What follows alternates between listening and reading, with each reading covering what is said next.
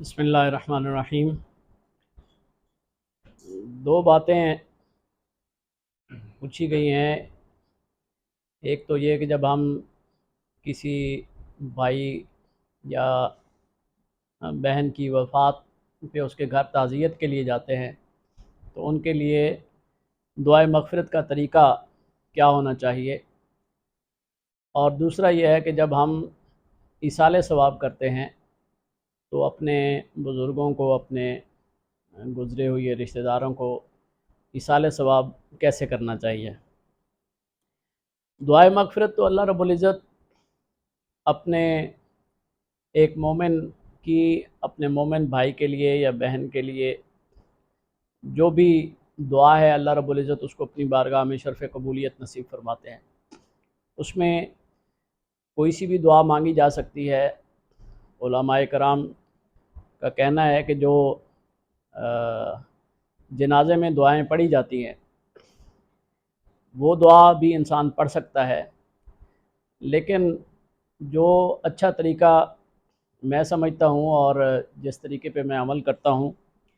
वो यही है कि अपने भाई को इसाले सवाब करके कुछ दुआ की जाए उसके लिए।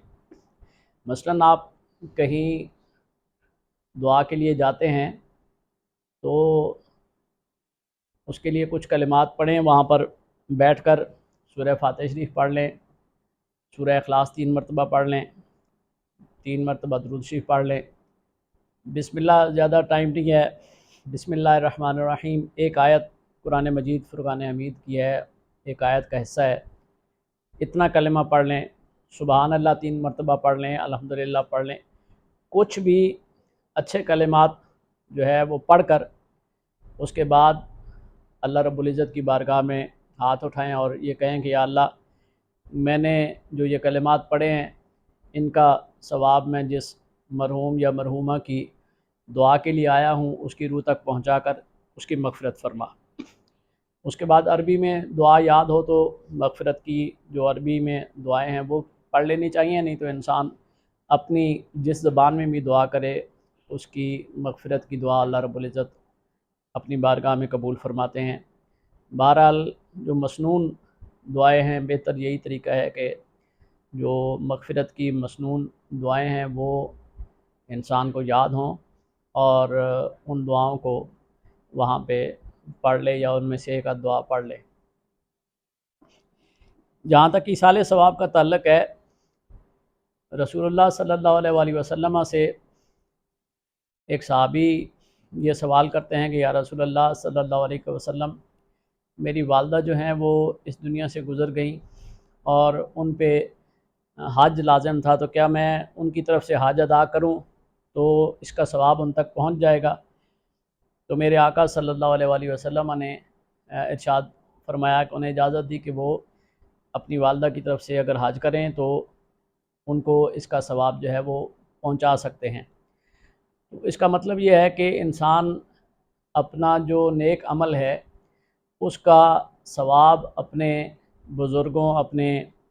आबा व अजदाद को जो है वो पहुंचा सकता है। जो हम अमूमन देखते हैं कि हम ख़त्म शरीफ का एहतमाम करते हैं और हमारे दोस्त अहबाब जो है वो अपने घर में खाने का एहतमाम करते हैं और उस पे कहा जाता है कि जी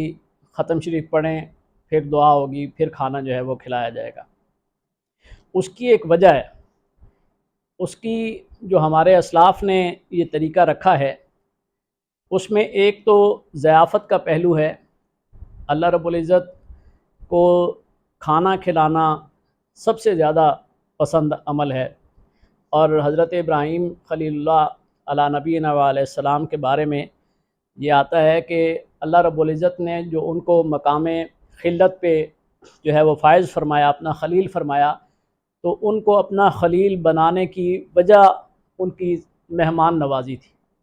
वो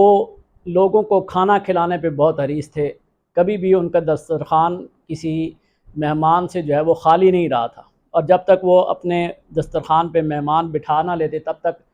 खाना जो है वो तनावल नहीं फरमाया करते थे। तो उनकी इस ज़ियाफ़त की मोहब्बत और लोगों में رزق بانٹنے اور ان کو کھانا کھلانے کی جو عادت تھی، اس کی بنا پر اللہ رب العزت نے حضرت ابراہیم علیہ السلام کو اپنا خلیل بنایا۔ تو یہ اتنا محبوب عمل ہے کھانا کھلانا۔ تو ایک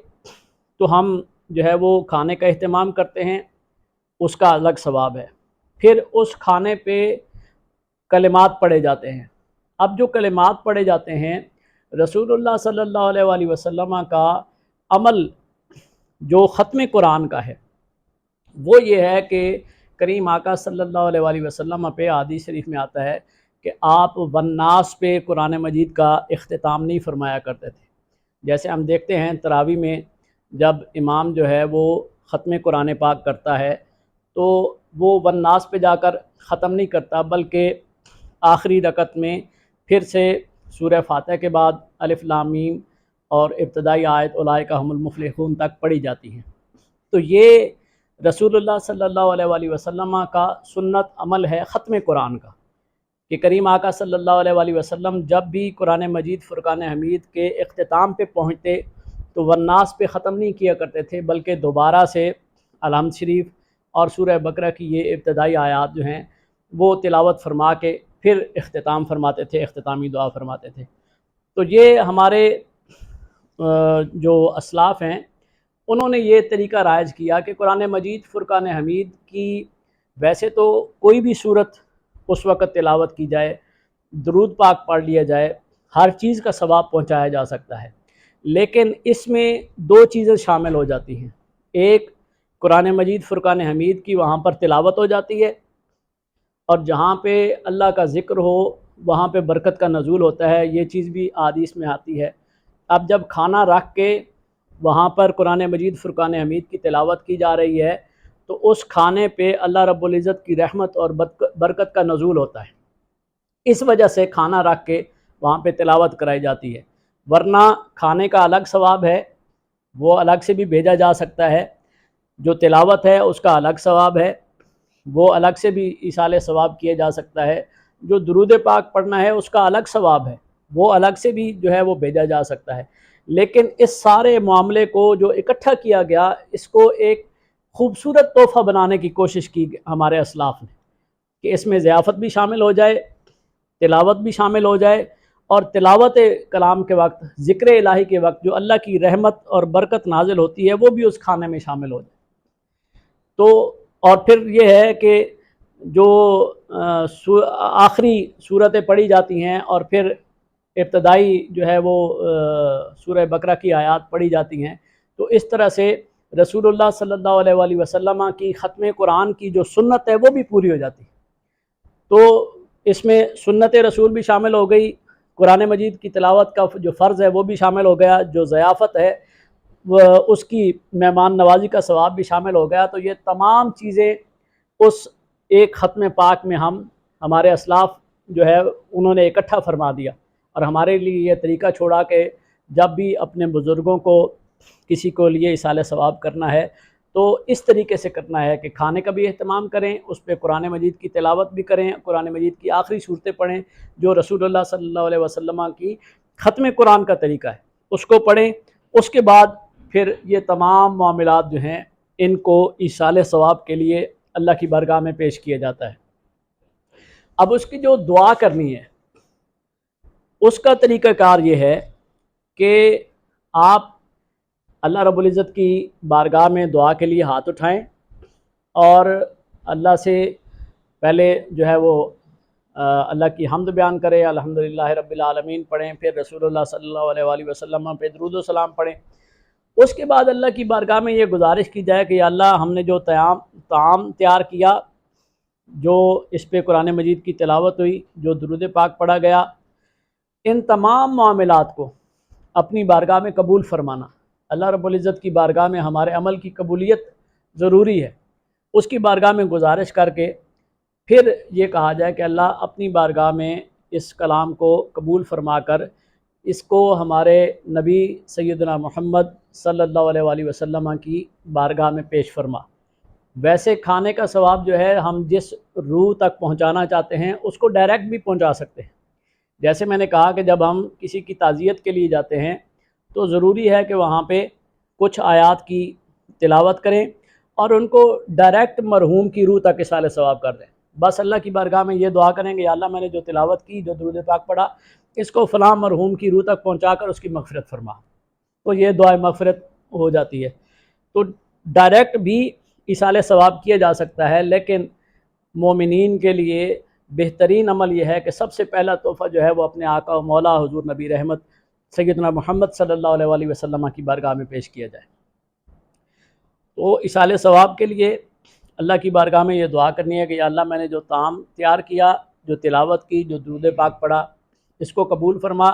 اور اس کا ثواب حضور نبی رحمت سیدنا محمد صلی اللہ علیہ وسلم کی بارگاہ ناز تک پیش فرما کر آپ کے والدین کریمین، آپ کی ازواج، آپ کی اولاد، آپ کے تمام صحابہ صحابیات کی ارواح تک جو ہے اس کو پہنچا۔ اب اتنا یہ ثواب جو ہے وہ ہم پیش کرتے ہیں کریم آقا صلی اللہ علیہ وسلم کی بارگاہ میں جو ثواب پیش کیا ہے، اور جو ثواب رسول اللہ صلی اللہ علیہ وسلم کی والدین اور آپ کی ازواج، آپ کی اولاد اور آپ کے صحابہ تک پیش کرتے ہیں،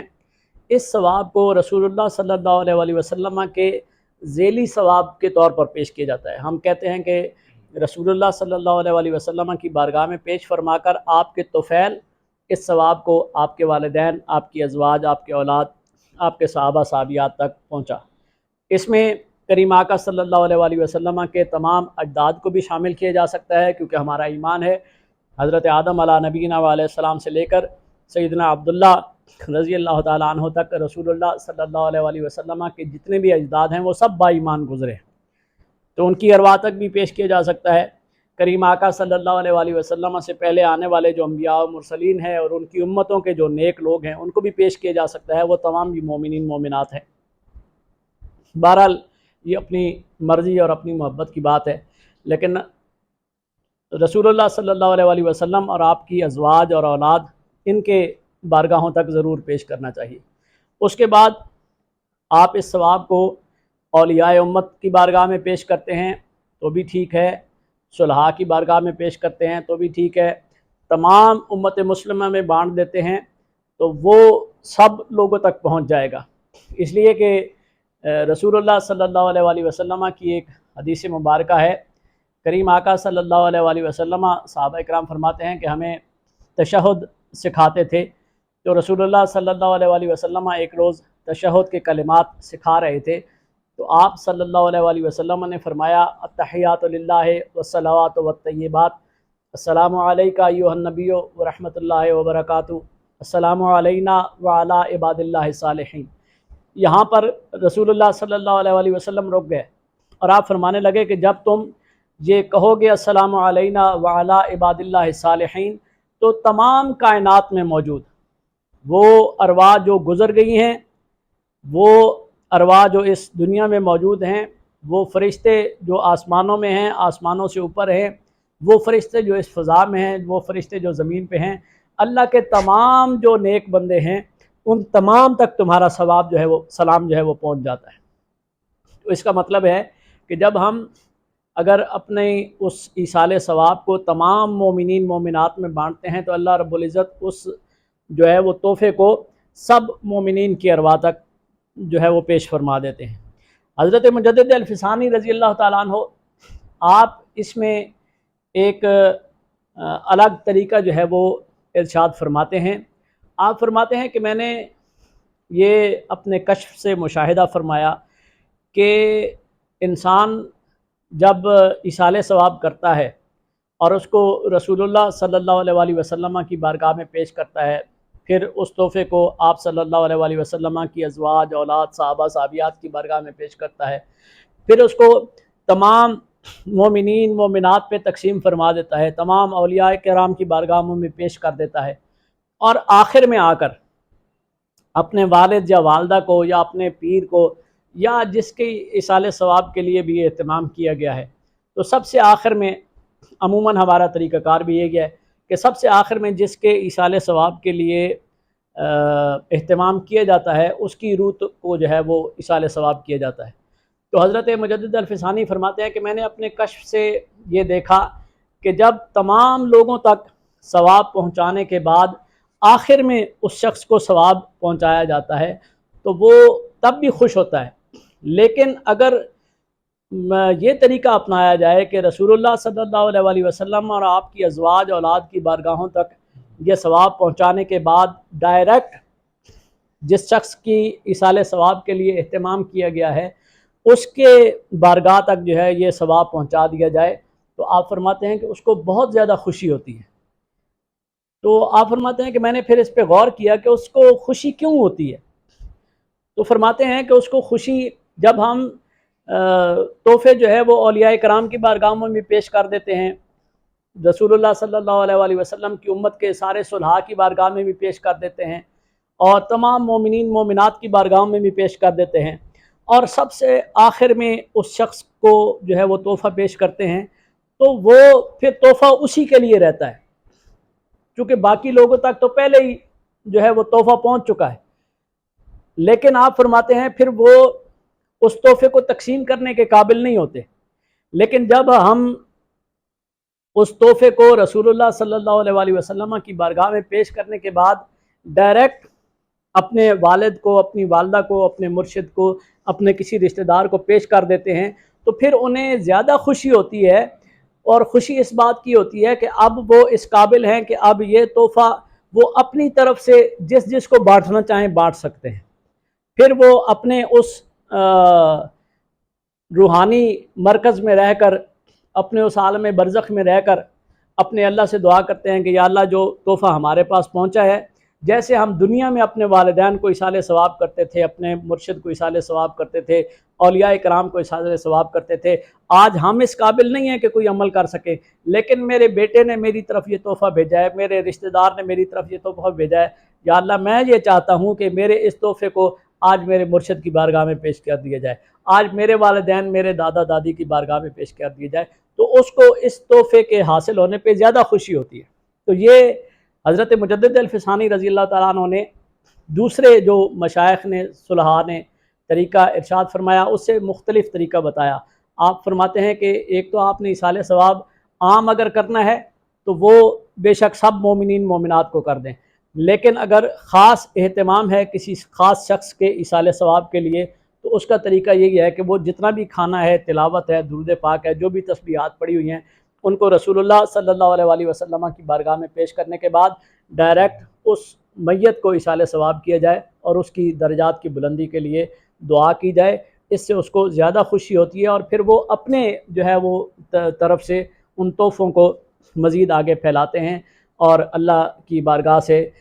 مزید اجر و ثواب کے متمنی ہوتے ہیں۔ تو اس طریقے سے ایصال ثواب بھی کیا جا سکتا ہے، اپنے جو گزرے ہوئے بزرگ ہیں ان کی مغفرت کے لیے دعا بھی کی جا سکتی ہے۔